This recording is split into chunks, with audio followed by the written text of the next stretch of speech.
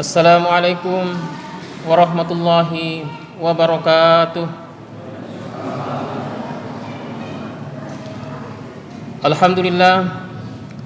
Alhamdulillahillazi ja'ala syahrul ramadan syahrul mubarak unzila fihi al-Qur'anu hudan lin-nasi wa bayyinatin minal huda wal furqan. Asyhadu an la ilaha illallah wa asyhadu anna Muhammadan abduhu wa rasuluh. Allahumma salli wa sallim ala sayyidil mursalin sayyidina wa habibina wa syafi'ina Muhammadin wa ala alihi wa ashabihi ajma'in, amma ba'du. Ma'asyarul muslimin, sedang jamaah tarawih, Bapak Ibu sekalian yang saya hormati, senantiasa kita bersyukur kepada Allah Subhanahu wa taala dengan mengucapkan alhamdulillahirabbil alamin.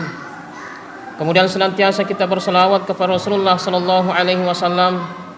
Allahumma salli ala Sayyidina Muhammadin wa ala ali Sayyidina Muhammad. Dalam salah satu hadisnya Rasulullah sallallahu alaihi wasallam bersabda, "Man shalla alayya wahidan, sallallahu alaihi asyran." Siapa yang bersalawat kepada aku sekali, kata Rasulullah, maka Allah yang akan bersalawat kepadanya 10 kali. Pahala bersalawat ini sangatlah besar di sisi Allah. Oleh karena itu satu hari bertemulah Rasulullah dengan malaikat Mikail. Lalu kemudian Mikail berkata, "Ya Rasulullah, saya mampu menghitung seluruh rezeki yang Allah bagikan kepada para hambanya. Wahai Rasulullah, saya juga mampu menghitung seluruh rintik hujan yang jatuh di daratan maupun di lautan. Tetapi ada satu yang tidak mampu saya hitung, wahai Rasulullah, yaitu pahala seorang hamba yang senantiasa bersalawat kepadamu. Oleh karena itu mari kita senantiasa bersalawat kepada Rasulullah sallallahu alaihi wasallam. Semoga kelak di akhirat nanti kita semua dikumpulkan bersama beliau, tentu di tempat terbaik, di tempat terindah di sisi Allah Subhanahu wa taala." Ma'asyarul muslimin, sedang jamaah tarawih, Bapak Ibu sekalian yang saya hormati.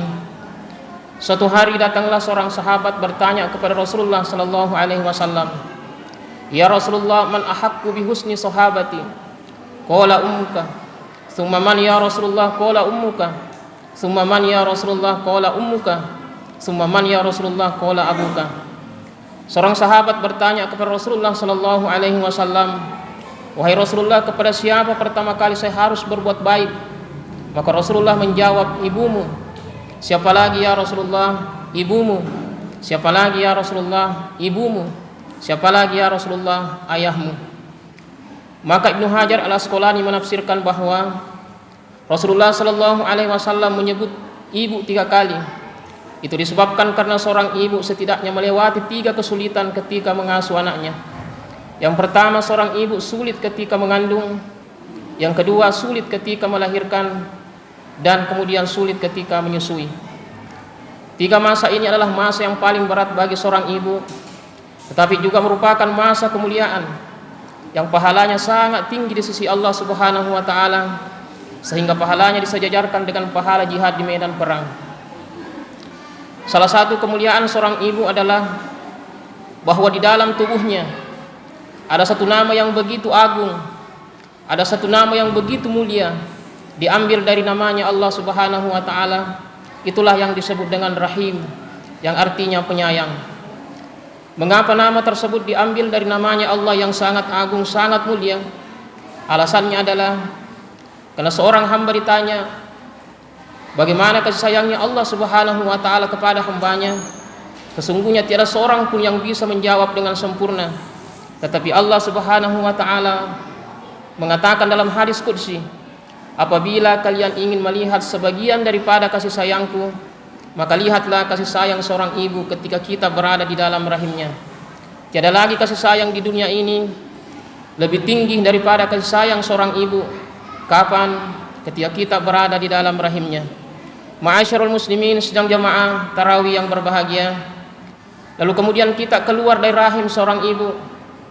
Kita keluar di dunia ini dengan membawa kabel penghubung yang menghubungkan antara seorang ibu dan anaknya. Itulah yang disebut dengan tali pusar. Oleh karena itu, dengan adanya kabel penghubung ini, tidak ada seorang ibu yang melupakan anaknya. Yang ada adalah seorang anak melupakan ibunya. apabila ibunya di Parepare, lalu kemudian anaknya pergi jauh menuntut ilmu di Mesir misalnya, anaknya sakit, meskipun belum ada berita sampai kepada ibunya bahwa anaknya sakit, tetapi sang ibu sudah bisa merasakan bahwa ada sesuatu yang terjadi pada anaknya. Kenapa demikian? Kan adanya kabel penghubung tersebut yang menghubungkan antara seorang anak dengan ibunya, yaitu tali pusar. Ma'asyiral muslimin, sidang jamaah tarawih yang berbahagia, suatu hari datang seorang pemuda dari Yaman menghadap kepada Rasulullah sallallahu alaihi wasallam di Madinah. Lalu kemudian pemuda ini berkata, "Ya Rasulullah, saya datang jauh dari Yaman ke Madinah ini ingin ikut berjihad bersama engkau ya Rasulullah." Lalu Rasulullah kemudian bertanya, "Hallaka walidain?" Apakah kau masih punya kedua orang tua? Maka pemuda itu menjawab, "Ya Rasulullah, saya masih punya kedua orang tua." Jika demikian, kata Rasulullah, kembalilah terlebih dahulu kepada orang tuamu, minta izinlah terlebih dahulu. Apabila mereka berdua mengizinkanmu, maka ikutlah berjihad bersamaku di medan perang. Tetapi apabila mereka tidak mengizinkanmu, maka tetaplah bersama mereka, berbaktilah kepada mereka, rawatlah mereka berdua, karena itu juga merupakan bagian daripada jihad fi sabilillah, jihad di jalan Allah Subhanahu wa taala.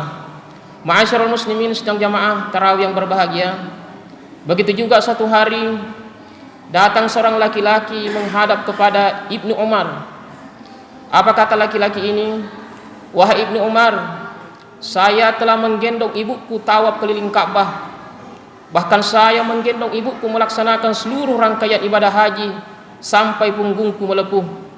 Wahai Ibnu Umar, apakah yang saya lakukan ini sudah bisa membalas daripada jasa-jasa ibuku?" Maka Ibnu Umar menjawab, "Setetes pun darah yang keluar dari perut ibumu, setetes pun darah yang keluar dari rahim ibumu ketika kau dilahirkan, tidak terbalaskan dengan apa yang kau lakukan ini." Ma'asyiral muslimin, sedang jamaah tarawih yang saya hormati, begitulah besarnya jasa orang tua kepada kita semua, khususnya ibu. Itulah sebabnya Rasulullah sallallahu alaihi wasallam mengingatkan kepada kita semua dengan keras dalam sebuah hadisnya, "Ridallahu fi ridal walidain wa sukhtullahu fi sukhtil walidain." Ridhonya Allah Subhanahu wa taala tergantung daripada ridhonya kedua orang tua, dan murkanya Allah Subhanahu wa taala tergantung daripada murkanya orang tua. Kalau kita ingin mencari ridhonya Allah, maka carilah ridhonya Allah itu pada kedua orang tua kita, khususnya ibu. Ma'asyiral muslimin, sedang jamaah tarawih yang berbahagia, maka berbahagialah kita semua yang hari ini kedua orang tuanya masih ada dan diberikan kesempatan untuk berbakti kepada mereka berdua, khususnya ibu. Dan celakalah kita semua yang hari ini kedua orang tuanya masih ada tetapi menyanyiakan mereka berdua. Sekian yang sempat saya sampaikan. Mohon maaf atas segala kekurangan. Saya akhiri dengan ucapan Assalamualaikum warahmatullahi wabarakatuh.